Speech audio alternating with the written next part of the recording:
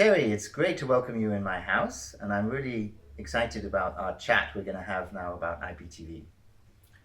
Thank you, Ben, for inviting me. Very happy to be back in France. Okay, let's get going. I've prepared a list of questions, so I will sometimes be looking at my notes. But I thought I would first start with a little introduction about how we got to actually be having this conversation. For me, it started over 20 years ago when I was working for France Telecom before the operator became Orange, and we're doing R&D on IPTV, and then I was in charge of the launch of IPTV in multiple territories where France Telecom was active. And at that time, I was also entrusted with a role to try and promote our ecosystem, so it would make it longer lasting. That was a complete failure because no other operators actually bought into the same ecosystem of suppliers. But it was an exciting time. And about 10 years later, we'd been working on various subjects. And if you remember, I wrote that white paper, that wasn't a white paper, it was an article in 2012. And I said, IPTV is dead. And I believed at the time that we were going to something which I thought might be called OTT, IPTV. Something was changing in the way it was distributed. And the IPTV that I had known was kind of dying, I thought then. And 10 years later, we're talking now about IPTV 2.0, maybe 3.0, we'll see as we get to this conversation. And I get the feeling maybe I was 10 years too early, that what I said 10 years ago might be true now. Was I too early, Thierry? Well, you were part right, but as you will see during our conversation, there were some evolution. And I think now Unicast is starting really to strike. And I remember in 2014, I was starting to demonstrate the benefit of IPTV Unicast. Then we did this white paper together. And I think our viewers will enjoy reading it because it was visionary at the time. And I think it's now going to be interested to do a checkpoint. Okay. Thanks. But then where does IPTV stand as we speak today in 2024 relative to other delivery networks? And why is it still a topical subject so many years later? Well, let's look at digital TV research, and you will see on the screen evolution of IPTV. We started 20 years ago from zero. And after 20 years, we are now in a number 2 position with IPTV. And in 2026, digital research projects IPTV will be the number 1 delivery network. It's quite an impressive progress from doing nothing to becoming number 1 ahead of cable. Okay, well, let's talk about IPTV 2.0 itself. That's what really leverages ABR, adaptive bitrate technology. And that was the major breakthrough of the 2000s, we say the noughties. That really made video delivery possible over the internet. We were both there at the time. It was exciting. It was the true enabler of our current OTT era. But staying with IPTV, Thierry, which operators have actually deployed ABR commercially in an IPTV 2.0 environment? I'm going to share with you the table. As you know, I always like to show the facts. So on this table, we have different services, operators, country, type, and estimated subscribers. So the first one, the largest one today as a single operator in a single country is Geo Reliance, so Greenfield, about 10 million, Telecom Italia, also Greenfield, 2.4 million. Then you have all the big property, the Vodafone, the Deutsche Telekom, well, much bigger because multiple country. Then you see SFR, Bouygues, Orange, and also Fios now in the US. So you see all those operators are piling up in number of subscribers. And of course, we don't have all the numbers, especially China. You know how difficult it is to get access to China numbers. But overall, we believe it would be around 100 million IPTV 2.0 subs out of the number we shared before, like 353 million, which is 35% of the install base subscriber already on the Unicast network. Wow, those are impressive numbers, Thierry. But Could you just dig a little bit deeper into what's pushing the operators towards Unicast in those numbers? Yes, so as you see from the chart, there are multiple motivation. I would say the first one is started as a second screen. So it was really a second screen discussion, the mobile, the PC, or the connected TV, which has migrated to the first screen. And in the first screen, you see the motivation is really to fight with the SVOD platform, who happen to run also on the set-top box. So since the set-top box support it, since you need to be competitive, makes sense to have a Unicast service. Of course, this brings also benefits like targeted advertisement. We all know targeted has to come in a Unicast session. Of course, you see people consuming more non-linear. You need, of course, to match the broadcast delay. Big discussion, Unicast. After 1 minute, people say in the Super Bowl, what is this? What is the progress? And of course, in order to scale this type of traffic, you need a non-net CDN. So I would say you need everything to come together. The targeted ads, non-linear consumption, match broadcast delay, on-net CDN, and think about a skewer where you have the meat, Right. the onions, everything lined up together. And then when this is available, all those technology are completely aligned. I think it will be a no-brainer, hopefully before 10 years. Okay. I hope the analogy works for vegetarians too. But I'd like you to go a little bit further into the weeds. Could you give us a concrete, a real example of an operator, of a telco that's moving to an all Unicast solution? Yes, we have one, which is Deutsche Telekom, who has a multicast history, and Pedro Bandera, head of product, has described his motivation in a recent article, and you will show us the link. So if I have to summarize his presentation in 3 points. First, existing multicast set-top box are really old and slow to move to new application. Cannot really compete with the Unicast OTT services. Yeah. Second, only Unicast technology let a telco operator compete on a level playing field. Think about new application, think about targeted advertisement, think about multi-view, think about betting. In a multicast world, this is nearly impossible to do. And in most of the case, you have Multicast ABR as a transition technology, and to date, not widely deployed. Still, we see some deployments at multiple operators, and I think we'll come back to that. Just before we move on though, I think an idea that comes to mind is an analyst, a journalist, consultant, friend, William Cooper, who you may know. I remember that he said to me, I think it was about 5 years ago at IBC, we were talking about ABR, and he pointed out that ABR was indeed the breakthrough technology we just discussed, because it enabled video when video wouldn't have been possible without it. But the reason it was there was because the connections were so bad and the power was so low on the devices. Both of those problems have basically been solved in all advanced markets. And so he was saying to me, maybe ABR was this fantastic solution for a period in our time, but it doesn't actually really make sense long term, and it might well disappear. Anyway, that's a sidetrack. So let's move on. I want to move on to the operating system side of things. Over the last few decades, we've witnessed a series of middleware and operating system battles. Android has clearly emerged as a dominant player after Silicon Valley attempts from the likes of Microsoft largely failed. Some have said that Google's embrace is the kiss of death, as Google holds the key to advertising revenues.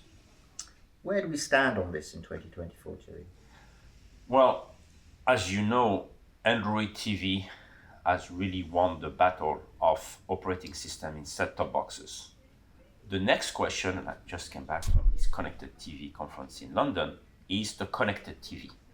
Because people are interested to have their own device, and why not have the IPTV 2.0 service running on the connected TV. And here, it's quite complicated. We were presenting 17 operating system on connected TV. So think an operator who wants to port his service on multiple TVs. I think he has at least to port on 5 different operating systems. So we solved the set-top box problem. Now we have to solve the problem of the connected TV.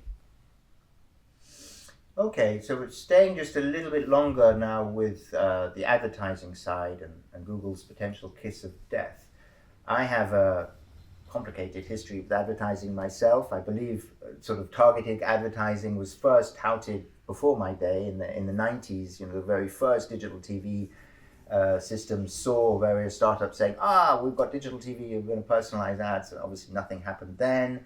Then there was a major wave that I got involved with in about the year 2000. Again, loads of startups, they all died down. And I kind of burnt my fingers a bit in targeted ads because I got excited and I was writing blogs. I almost joined a startup to change my career. And having burnt my fingers a few times, I kind of missed the current wave. It seems like targeted ads actually works today, especially in the US and here in France. So I'd like you to tell us what I kind of missed and how IPTV is now embracing targeted advertising. Yeah, so first, let's be clear. At the early days of IPTV, not enough eyeballs, so no interest of targeted advertisement.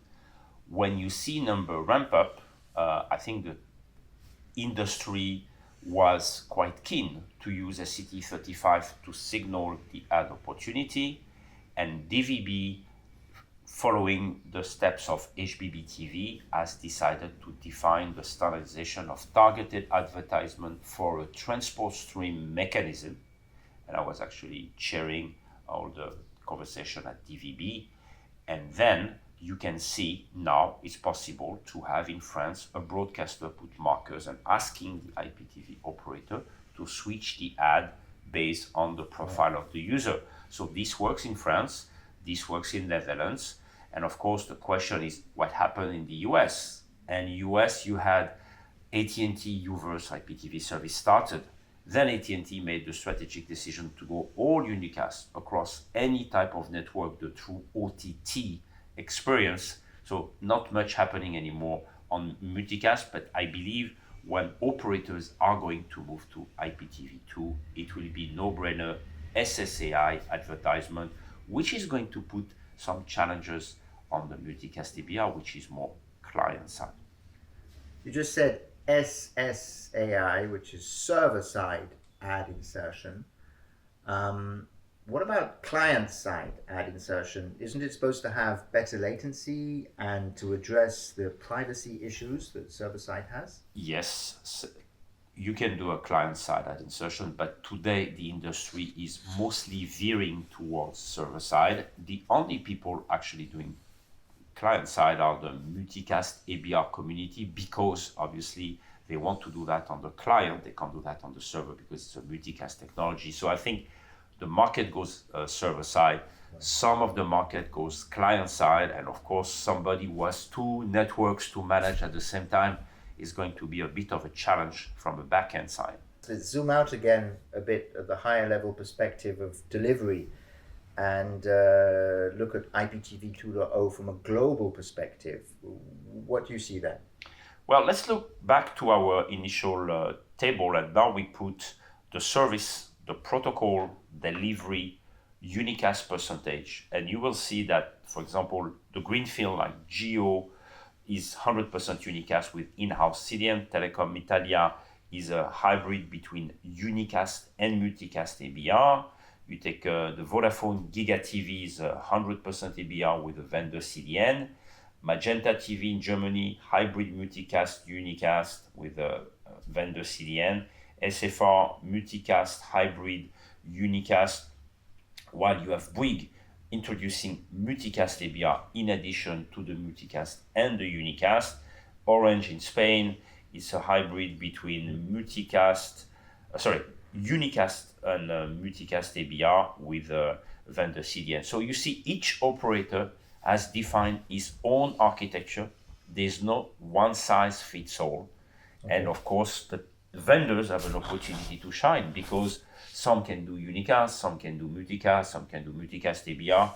But the trend is really to shift to Unicast for all those operators. Eventually, they would like to have Unicast, question mark. Is it Unicast only or Multicast ABR? That's a real question. Okay, that's a lot of detail and clarity on the distribution side.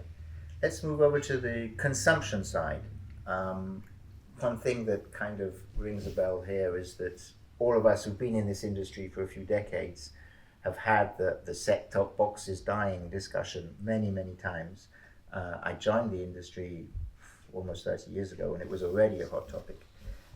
So I'd like to, a little story on that is the CEO of Orange a few years ago, the previous CEO, announced that the set-top box they were just about to launch about 4 or 5 years ago was the last set-top box they'd ever make, because after that it would be set-top boxes. Rest assured, there's been at least 2 since then. But I want to also point out that other operators in France, there's Bouygues Telecom, Canal Plus, are pushing quite aggressively set-top box-less versions, access to their service. So Thierry, I'd like you to tell us where you see things going. Is there a future for operator devices? Or will it be just consumer devices? Or maybe could it even be just connected TVs and mobile devices that dominate? Set-top box, no set-top box, and of course this is an old discussion. So the only thing I can say is today operators are not motivated not to deliver a set-top box, but for people who want their own device, they still offer a connected TV option or bring your own device set-top box. And of course you have the Roku, the Apple TV, the Fire TV, all the Android TV, and you still have the option to have the operator application in the portal of the connected TV. And what we saw at the Connected TV London, there was also this operator, HBB TV operator app, which is now in freely in UK, which is a free-to-air service, but also HD Plus in Germany is going that route. So this is a new venue beyond the traditional app. It's the native application loaded on your TV, where your Madame Michu, as we say in French, will always find the application because it's native. There's no update. Everything is available on the connected TV. But I still believe, until very recently, we saw the operator very nervous with connected TV, especially when they were not committing on the amount of support. Now you saw at CES, both LG and Samsung said 5 years guaranteed support. It's less brainer. Okay. Talking about distribution previously and now consumption, the kind of link between those, there's this concept of OTT. I remember we used to go to conferences about 15, 20 years ago, and when we were first talking about OTT, it was a new concept in the industry. We had to explain what the 3 letters were. When you say OTT, that means over the top. What does over the top mean? We had to explain it. And I did some research at the time to the origins of the term, and it actually came from the First World War trenches, when a soldier would jump over the top of the trench, but that's another story. I'd like you, Thierry, to now to tell us how you see OTT impacting our core subject of IPTV 2.0. Yes, and we have very good example, and obviously it's a country by country discussion. So let's take the German example, well documented by this Omdia report that you will see on the screen. And we see IPTV slowly declining by number of subscribers versus OTT, that is still booming, but the revenue is still higher on IPTV, and there is no really crossover point inside. The same Omdia shows the numbers for France, and here also you see that IPTV is still very stable, OTT growing, but no real interconnection between the two. Thierry, IPTV and OTT can be considered as delivery mechanisms. If we consider IPTV as a delivery mechanism, then tell us about OTT services integrated into an IPTV offering. Yes, so basically in a traditional OTT app, Netflix, Amazon, Disney, the content is coming through the peering point of the telco operators, and the operator has no control on the way the content is delivered to the end user. It goes through either the CDN or to the old CDN, like for Netflix. In the traditional Multicast or Unicast delivery, what we call on-net, the whole delivery network is 100% controlled by the IPTV operator, being Multicast or Unicast. Are you really talking about say, Netflix or YouTube installing one of their caches in the telco's own network? Yes, exactly. When Netflix signs a deal with a telco, there is always a condition that the Netflix caches, the Open Connect caches, will have to be located inside the ISP network for Netflix to deliver the best quality of experience. Thanks, Thierry. So I now have a question that's really difficult for me because I can never say the word. Let's see if I can get it out at the end of this. The original reason that telcos and other network operators entered this space was really to address the dumb pipe syndrome. And it looks now, in 2024 at least, that they're kind of giving up, at least with video content. So what is your take on disintermediation? Disintermediation has started a long time ago. You probably have seen Disney cutting its Disney channel and pushing people to watch Disney content on Disney Plus application. In the US, Charter has twisted the arm of Disney, asking Disney to offer ad tier Disney Plus service for free to the Charter pay TV subscriber. More recently, we have seen in France TF1 saying, I'm going to give you my TF1 Plus app, not only on my connected TV, but also on the IPTV set-top box, meaning the content guys also want to control the application on the operator set-top box. Before we wrap up, address one burning topic, at least in my view, which is sustainability. A few years ago, the LOCAT study published some interesting data, which I never really understood part of, and hopefully you'll explain to me, is unsurprisingly, they said that IP delivery cost a lot more carbon than over-the-air delivery, which was kind of the point. But when they looked at IP delivery, they said that IPTV was measurably more carbon intensive than OTT delivery. I never really understood that. Could you shed some light on it? Well, I'm like you, reading reports and finding sometimes very odd conclusion. First, on the LOCAT one, I can tell you that in IPTV, the gateway was accounted. In OTT, the gateway was not accounted. It's not the gateway is going to be the whole difference, but I also like what I see recently, greening of streaming, making measurements. And you can see between a gateway, a set-top box, and the TV screen, the 4K TV screen with 1000 nits. You'd better look at the power consumption of your screen, and I'm quite happy to see greening of streaming, Ultra HD from working together in order to provide real data so that people stop making theoretical conversation, but more practical discussion related to measurements. I'm looking forward to that too, and that's going to be this year. You mentioned 4K TV, so that brings me to one of our last subjects, one very close to your heart. You have a long history with all things Ultra HD. So I'd like you to tell us a little bit about what the impact might be of pushing streams that require more bandwidth. First, as you know, I was the founding president of Ultra HD Forum, and I always said Ultra HD will come to the home also through the IP delivery mechanism. You can do IP multicast on a set-top box. This works. This has been already deployed. But more interesting is to see, for example, in the US, the cable MSO already made their transition to all IP, have decided to put UHD on a Unicast delivery because they also want to address the connected TVs. And you know, in the US, OTT is still 1080p, even if it's HDR. And I'm looking forward a real UHD 2160 HDR. And here we need to put some numbers. We agree that the good quality UHD HDR IP streaming is probably around 15 megabits per second. In order to do that, you need to have a good network. We know some people have delivered this type of resolution, maybe higher bitrate on OTT for the World Cup.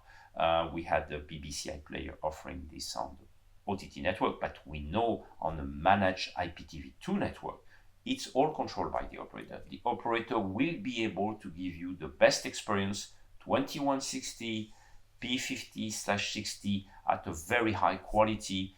And I think it's also going to be interesting to see what's the OTT quality versus what's the managed network quality. regarding this OTT topic, I wrote a white paper again about a decade ago for Broadpeak. It was about Multicast ABR. And the white paper targeted basically telcos with a multicast enabled IP network. And so my question to you now, Thierry, is that we're hearing about this multicast ABR in an OTT environment. It's a little bit confusing. Can you explain a bit? Yes, so Multicast ABR started with traditional operator, what we call on-net traffic. And this was done by Broadpeak with multiple operators already. What's interesting is that once you have this infrastructure in the telco network, you can strike a deal with content provider, and the most notable one is the one with DAZN in Italy with the Liga A. And here we have the OTT provider giving a unicast stream to a telco operator.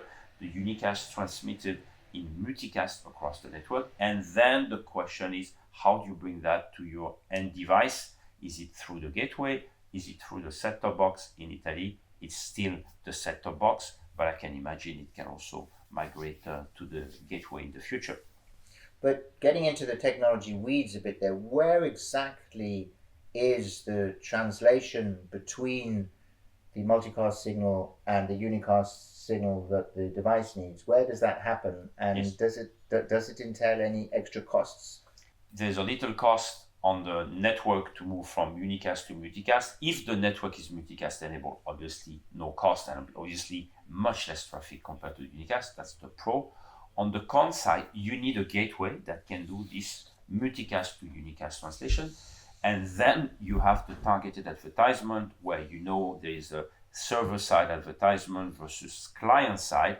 Multicast ABR will push you to the client side. Okay, so one last question on ABR itself.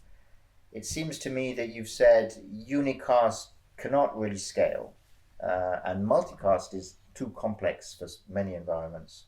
At least that's what I understood from you. So why couldn't we have multicast perhaps just for large-scale events? That's possible. The problem with this approach is that if you do all multicast translation and then you don't have enough capacity on your network, you'll have to go to a lower profile. And if you have a very bad connection, probably not for the set-top box, but the second screen, connected TV, mobile or PC, then you will have to open a unicast session. Then it's not seamless. Then there is a quality of experience aspect. So it is not as simple as we think. We need to pick a camp. Is it unicast? Is it multicast ABR? I don't think it's easy to switch between the two. Thierry, we're running out of time. Is there a magic bullet? No, I don't think so. You saw in my table, multiple ways to skin the cat. Your favorite expression. I don't have the magic bullet. I can only say you have to consider your network, your device, your gateways, and then see what is the spike you have to deal with. Yeah. Obviously, the OTT sports guy are bringing a shitload of traffic, excuse my French, and you need to be ready for that. That's the key message. Okay, so let's have one last little segment where we can make fools of ourselves in a few years' time, because I suggest we finish this discussion with some thoughts about the future, where things might be going. Let's look at the future of IPTV, Thierry. Yeah, so IPTV, as you know, started with the traditional linear service.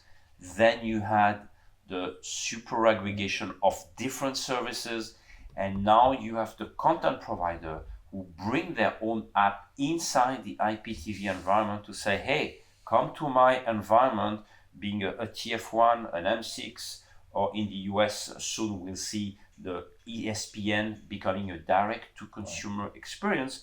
So I think the set-top box is there, the network is there. The big difference we are going to see is what type of application are we going to see on our screens. And I think if you want to have a challenging conversation on the subject, if you are a super aggregator as a telco, why not also use a Samsung super aggregation on their TV screen? Why not a Roku? Why not an Apple? Why not a Fire TV? All those companies have billions of dollars to pour on the media and entertainment. I think we are going to have a nice ride in the next 10 years, Ben. What you've just said now is basically, if I understand, that content discovery is a challenge and therefore also an opportunity for those who address it properly. So perhaps you could tell us how IPTV operators can leverage this from a technology perspective. Yes, so from their perspective, once they have the consumer, the set-top box, and the super aggregation in place, the question is what type of quality of service they can offer compared to the traditional OTT delivery being provided by a connected TV or connected device. And this is where it's interesting to see how the technology like Multicast ABR can optimize the network, but you also have other ways to skin the cat. You have deep caching, you can have very efficient caching put inside the ISP, which is the traditional CDN caching with a cloud-based architecture where you say, oh, for this peak event, this is the amount of capacity I have for my CDN. When the event is down, I put my server down and I do something else. And with your greening of streaming hat, you're going to say, bravo, Thierry, you understood eventually that you need to be elastic. I think this is kind of the name of the game I see in the coming years. We can't continue to do the traditional CDN delivery like Netflix has been doing, right. Meaning Netflix might have challenges for their live service, or the traditional Akamai cachers who are all dimensioned for VOD but are probably going to be challenged for live sports events. So I think the technology will have to evolve with the consumer behavior, and I believe IPTV 2.0 might migrate to a more cloud-based architecture where the operator needs to have more elastic resource to cope with the elasticity of the traffic. So basically, to wrap up, we're saying that the future or lack thereof of IPTV is very dependent on this long-term evolution we've seen since we met over 20 years ago, when almost 100% of traffic was linear, of TV traffic was linear, and now from a global perspective we're at about 50%. There are signs that it's kind of stabilizing a bit, but nobody really knows. It's come down from 100 to 50. Is it going to stay and somewhere around here eventually stabilize, or is it just a little rest and it's going to carry on going down? And if we end up with exclusively peaks of traffic and then no traffic in terms of linear, then clearly IPTV's future is compromised in my view, if it's that world. Unless we come up with some kind of IPTV 3.0, which truly addresses you as elasticity, the fact that, content is going to be consumed in fits and starts and not continuously. Yeah, very interesting topic. I hope we'll be able to talk again about it based on real breakthrough in the technology, in the deployments. But I believe live is not dead. To deliver live at scale, you need the right architecture. You see Netflix doing VOD, moving to live. You see a lot of people going to a non-linear consumption. You need to have the right solution from a technical point of view to cope with those challenges. I still believe the telco have a lot of assets. So far, they delegated everything to the CDN guys. Maybe the pendulum is going to swing, and I wrote a very nice CDN diversity article, which has created a lot of conversation. I'm quite happy people to realize there's not only one way to solve the problem, and the telco obviously are here with their network, their scalability. They can do a lot of things still. Thank you, Thierry. This has been fun and interesting discussion. 10 years in the making. We'll have the next episode hopefully a bit less than 10 years' time. Let's see. Bye. Bye-bye.